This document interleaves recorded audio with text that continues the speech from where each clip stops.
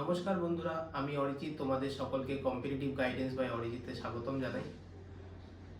তোমরা যারা NTPC 2025 graduate লেভেলের CBT2 দেবে, যাদের এক্সাম 10ই জুলাই, তাদের জন্য এই ভিডিওটি খুব গুরুত্বপূর্ণ হতে চলেছে। দেখো, তোমাদের একটা মেন সমস্যা এই মুহূর্তে হচ্ছে, সেটা হচ্ছে তোমাদের নাম্বার একটা জায়গায় আটকে গেছে। সেই নাম্বারটা কারোর হতে পারে 80 থেকে 85, কারোর হতে পারে 85 থেকে 90, বা কারোর হতে পারে 90 থেকে 95 ভেতরে। কারণ যে সমস্ত প্ল্যাটফর্মগুলো মক টেস্ট নিচ্ছে, তাদের মক টেস্টের লেভেল খুব ভালো। আমিও দু একটা দিয়ে দেখেছি, তো তার বেসিসে আমি তোমাদেরকে বলছি। দেখো, আমার বিগত যে এনটিপিসি 2024-এর পরীক্ষাগুলো হয়েছিল, সেই এক্সামে আমার CBT2 এর স্কোর তোমরা অলরেডি থাম্বনেলে দেখতেই পেয়েছো। আর তাছাড়াও আমার এই ইউটিউব চ্যানেলে শর্টসের সেই সমস্ত ভিডিও বা সব কিছু দেওয়া আছে, তোমরা সেখান থেকে দেখতে পারো। আমি এখানে এক্সট্রা করে কিছু অ্যাড করছি না, যাদের বিশ্বাস করা হবে করবে, নাহলে স্কিপ করে যেতে পারো। দেখো, আমি তোমাদের এখন যেই জিনিসটা বলবো, লাস্ট তোমাদের কাছে আর 15 থেকে 20 দিন সময় আছে। আজকে এই ভিডিওটা দেখছো আজকে 20 তারিখ, আর তোমাদের এক্সাম হচ্ছে জুলাইয়ের 10 তারিখ, মানে মাঝখানে হাতে 20 দিন সময় আছে। এই লাস্ট 20 ডেজে তোমরা কি করবে? দেখো, সব থেকে গুরুত্বপূর্ণ যেটা, তোমরা যারা এই ভিডিওটি দেখছো তারা সবাই এনটিপিসির প্রিলিমস বা CBT1 কোয়ালিফাই করে এসছো। এনটিপিসির CBT1 কিন্তু যারা কোয়ালিফাই করছে, তাদের আমি ধরেই নিচ্ছি যে ম্যাথস এবং রিজনিং খুব ভালো, বা যতটা দরকার ততটা আছে। এবার তুমি যদি এই মুহূর্তে ম্যাথস যদি এখন সিলেক্ট বই ধরে করতে যাও, যে আমি এখন পুরো রিভাইজ করব, তুমি সব থেকে ভুল করছো। দেখো, এই মুহূর্তে তোমাকে সব থেকে যে টাইমটা দিতে হবে, সব থেকে বেশি টাইমটা দিতে হবে তোমাকে জিএস এর ভিতরে। ঠিক আছে, তুমি যদি দিনে 10 থেকে 12 ঘন্টা স্টাডি করো, এই কয়দিন মিনিমাম, এই 20 দিন তুমি অ্যাটলিস্ট বলছি যে তুমি 12 থেকে 15 ঘন্টা স্টাডি করো। আর এই স্টাডির টাইমটা, এই 15 ঘন্টা বা 12 ঘন্টার মধ্যে 8 ঘন্টা মিনিমাম জিএস এর পিছনে টাইম দাও। কারণ এখানে কিন্তু ম্যাথস রিজনিং অতটা বেশি ফ্যাক্টর করবে না। কারণ তুমি যেহেতু প্রিলিমসে কোয়ালিফাই করে এসছো, যারা যারা প্রিলিমস কোয়ালিফাই করেছে না, তাদের 90% অফ স্টুডেন্ট তাদের ম্যাথ আর রিজনিং এর ফুল স্কোর ছিল। ইভেন আমিও এবার এনটিপিসি CBT1 কোয়ালিফাই করেছি, আমারও ম্যাথস আর রিজনিং এ 100% স্কোর রয়েছে। তাহলে মেন যে খেলাটা হবে, সেই খেলাটা হবে তোমার জিএস এর উপরে। এখন তোমাদের যে করণীয় কাজ হচ্ছে, তুমি ম্যাথসে ধরো, আমি তোমাকে বলছি, কারোর সিলেক্টিভ কোনো টপিক, কারোর ধরো পার্সেন্টেজ অ্যাভারেজে সমস্যা থাকার কথা না, তোমাদের যদি কারোর স্ট্যাটিস্টিক্সের সমস্যা থাকে সেটা তুমি দেখে নাও। কারোর যদি সিটিং অ্যারেঞ্জমেন্টে সমস্যা থাকে সেটা দেখে নাও। যেমন আমি যখন প্রিলিমসের পরে মেন্সের জন্য যখন প্রস্তুতি নিচ্ছিলাম, তো তখন দেখো, আমি অ্যাজ এ ম্যাথস পড়াই, একজন ম্যাথস ফ্যাকাল্টি কোনো না কোনো ইনস্টিটিউটের, তো ম্যাথসে খুব একটা সমস্যা আমার হয়নি। এবার রিজনিং, দেখো, আমি যেহেতু এসএসসির জন্য পড়তাম না, তখন এসএসসির যে প্যাটার্নটা ছিল, সেখানে অতটা পাজেল, তারপর হচ্ছে সিটিং অ্যারেঞ্জমেন্ট, এগুলো অতটা বেশি ছিল না। কিন্তু যখনই এনটিপিসিতে আসলাম, তখন প্রিভিয়াস ইয়ার দেখছি যে এত সিটিং অ্যারেঞ্জমেন্ট, এত পাজেল আছে। তো আমি সেই জায়গায় দাঁড়িয়ে আমি ওই জিনিসগুলো একটু নতুন করে প্র্যাকটিস করেছিলাম। তাও প্রিভিয়াস ইয়ারের কোশ্চেন থেকেই প্র্যাকটিস করেছিলাম, অন্য কোথাও থেকে নয়। তুমি অন্য কোনো সোর্স ফলো করো না, জাস্ট প্রিভিয়াস ইয়ার করো। প্রিভিয়াস ইয়ারে তোমার যদি কোনো পার্টিকুলার টপিকে সমস্যা থাকে, ধরো কারোর কোডিং ডিকোডিং এ পার্টিকুলার টাইপের বা নতুন ধরনের যে কোডিং যেগুলো জিজ্ঞেস করেছে সেগুলোতে সমস্যা আছে, সেগুলো করো। তুমি রেদার দেন একটা টপিক ধরে পুরো করার থেকে একটা ফুল মক টেস্ট দাও সারাদিনে, রেগুলার একটা করে, এখন অন্তত 15 দিন রেগুলার একটা করে মক টেস্ট দাও। কারণ একটা মক টেস্টে তোমার ম্যাথ রিজনিংটা প্র্যাকটিস হয়ে গেল।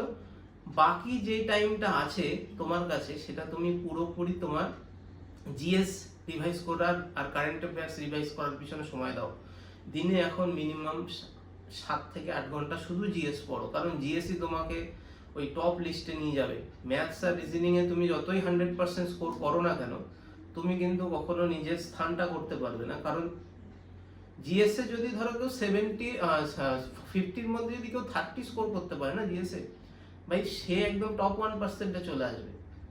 মানে 100-র কাছাকাছি যদি তুমি স্কোর করতে পারো। এবার তার মধ্যে কিছু ভুল কোশ্চেন থাকবে অবশ্যই, কারণ প্রিভিয়াস দুটো মেন্সের ট্রেন্ড দেখেছি আমরা, তো এখানে ভুল কোশ্চেন থাকবে একটা, তুমি সেটা আমরা অবগত। এবার সেখানে সেটা একটা ফ্যাক্টর তোমার থেকেই যাবে। ঠিক আছে। এবার তোমাদের কাছে যেই লিমিটেড টাইমটুকু আছে, আমি 8x12 8x15 যদি করি, তোমাদের কাছে 120 ঘন্টা সময় রয়েছে জিএস পড়ার জন্য। 120 ঘন্টা সময় তোমাকে জিএস এর মধ্যে রিজনিং, জিএস এর সমস্ত কিছু পড়তে হবে, হিস্ট্রি, জিওগ্রাফি, পলিটি, ইকোনমিক্স আর সায়েন্সের পার্টটা, তার সাথে কারেন্ট অ্যাফেয়ার্স।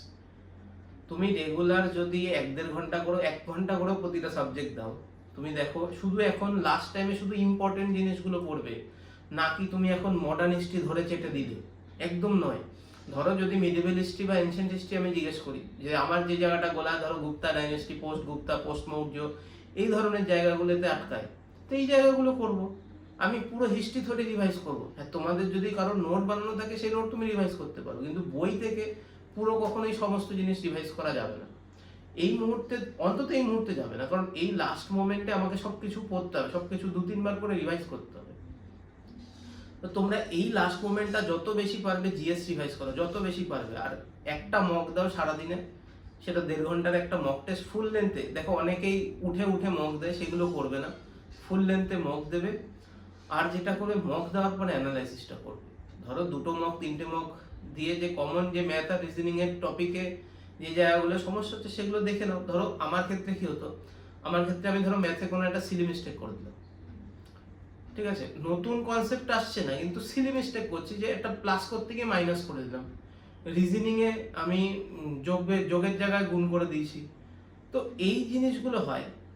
তোমাকে এই মুহূর্তে এই যে 70 মার্কসটা আছে না ম্যাথস আর রিজনিং এর, এই 70 মার্কসে তোমার যদি তুমি প্র্যাকটিস নাও করো, তুমি যদি প্রিলিমস কোয়ালিফাই করে আসো, তুমি মানে 70-এর মধ্যে তোমার হেসে গেলে 65 আপ থাকবে। ওই 5টা কোশ্চেন ভাই, ওই 5টা কোশ্চেনের জন্যই এইটুকু বলছি যে এই টাইমে এই এই জিনিসগুলো করো। তোমার ছোট ছোট জায়গাগুলো দেখো, কোথায় সিলি মিস্টেক হচ্ছে সেগুলো দেখো, রেদার দেন পুরো করা। আর যত বেশি পারবে এই লাস্ট 20 দিনের মধ্যে 15 দিন রেগুলার একটা করে মক দাও। মক টেস্ট যেন না বন্ধ হয়, মক টেস্ট বন্ধ হয়ে গেলেই হয়ে গেল। দেখো তুমি যদি পরীক্ষার হলে 1 ঘন্টা 1.5 ঘন্টার পরীক্ষা, 90 মিনিটের পরীক্ষা, তুমি যদি 70-75 মিনিটে শেষ করতে পারো, মানে যেগুলো পারবে যতটা পারবে, তারপরে যে টাইমটা থাকছে, দেখো তুমি যদি 2-4টে ম্যাথ নাও পারো প্রথমে, তখন সেই জায়গায় কিন্তু সেই জিনিসটা তোমাকে টাইমটা থাকবে তোমার হাতে, যে আমি এখানে যে সেভাবে করতে পারবো। কিন্তু যদি প্রথমেই একদম একদম লেজি হয়ে আমি একদম মক দিচ্ছি, এরকম করলে হবে না। একটু অ্যাক্টিভ হও লাস্ট 20টা দিন সময়। এই 20টা দিনের দেখো, পরীক্ষা দিয়ে যখন 20 দিন বাদে পরীক্ষা দেবে, 2 দিন বাদে অ্যান্সার কি দেবে, যখন দেখবে না নিজের নাম্বারটা 96 থেকে 99 এই রেঞ্জে চলে এসছে, ব্যাস তখন তুমি রিল্যাক্স হয়ে যাও। এই 10-15টা দিন একটু ভালো করে পড়ো, ঠিক আছে। আজকের মতন এইটুকুই। দেখো তোমাদের আশা করি এই জিনিসটা, এই জায়গাটুকুতেই সমস্যা হচ্ছে। দেখো এই জায়গাটাও বলার মতন, আমি যখন পড়তাম তখন সে সময় কেউ কোথাও পাইনি। আমি তোমাদেরকে সেজন্য বলছি যে এই টাইমে ভীষণ প্র্যাকটিস না করে তুমি জিকেটা পড়ো, আর একটা করে রেগুলার মক দাও, রেগুলার মক দাও। তুমি বুঝতে পারছো না এটার কি ইমপ্রুভমেন্ট বা তোমার কি রেজাল্ট হতে পারে। দেখো আমি তোমাদের একটা এক্সাম্পল বলি। যখন আমি স্টার্টিংয়ে আমি প্রিলিমস দিয়ে আসার পরে আমি বুঝেছিলাম আমার প্রিলিমস ভালো হয়েছে। আমি যখন পড়া শুরু করেছি, ফার্স্ট টাইম যখন আমি মকটা দিচ্ছিলাম না, আমার ফার্স্ট টাইম, আমি আর আমার একটা বন্ধু আছে সৌরভ, দুজন মিলে একসাথে মক দিই। তো ফার্স্ট টাইম যখন মক দিলাম, তো 76 বা 77 এই রেঞ্জে আমার কিছু নাম্বার ছিল। তারপর আস্তে আস্তে আস্তে আস্তে আর ম্যাক্সিমাম আমার নাম্বার গেছিল 105 অবধি। মানে টেক্সট বুকের মকের কথা বলছি, আমি অন্য কোনো প্ল্যাটফর্ম ইউজ করিনি সেই সময়। 105 অবধি গেছিল। কিন্তু আমি যখন পরীক্ষা দিলাম, আমার র স্কোর দাঁড়ালো 99.03। এবার দেখ, কোশ্চেন পরীক্ষায় ভুল থাকলে আমার কিছু করার নেই। আমি কি করতে পারি ভাই, আমার যদি 3টে কোশ্চেন 4টে কোশ্চেন নেগেটিভ হয়ে যায় সেইখান থেকে ভুলে, আমার তো কিছু করার নেই। সেখানে গিয়ে আমার র নাম্বার, মানে পরে যে কোশ্চেন বাদ দেওয়ার পরে র নাম্বার দাঁড়িয়েছিল 95, তারপর আবার সেটা বেড়ে হয়েছিল 100-এর কাছাকাছি, 99.84। তো এটাই হচ্ছে আমার স্ট্রাকচার। আমি এখান থেকে কেন বললাম, দেখো এই যে 76 থেকে 105 এই যে নাম্বারের রেঞ্জটা, তার মাঝামাঝি দেখবে আমার যে নাম্বারটা ছিল এটাই। এবার তোমার যদি এই কয়েকদিনের মধ্যে তুমি যদি নাম্বারটা, এই জায়গাটা ইমপ্রুভ করতে পারো, তুমি অনেকটা বেশি কনফিডেন্ট পাবে আর তোমার পরীক্ষাটাও ভালো হবে। তো আজকের মতন এই ভিডিওতে এখানেই আলোচনা শেষ করছি। দেখা হবে আবার আগামী দিন অন্য একটা ভিডিওতে। Thank you.